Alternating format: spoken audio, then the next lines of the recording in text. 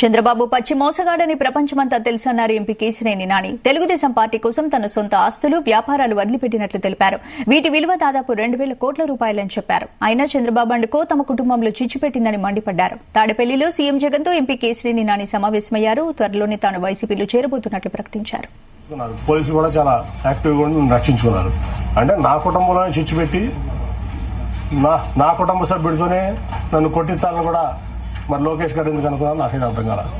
నేనేం చేశాను? ఈ పార్టీకి ద్రోహం చేశాను? నేనేం తప్పు చేశాను?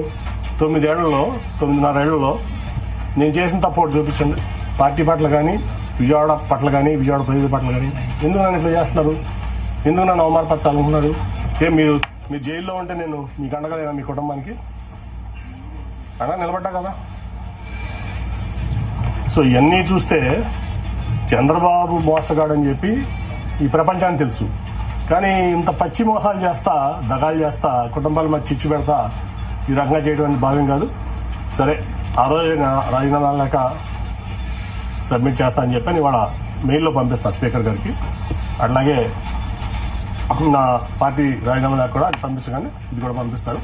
అట్ ది సేమ్ టైం మరి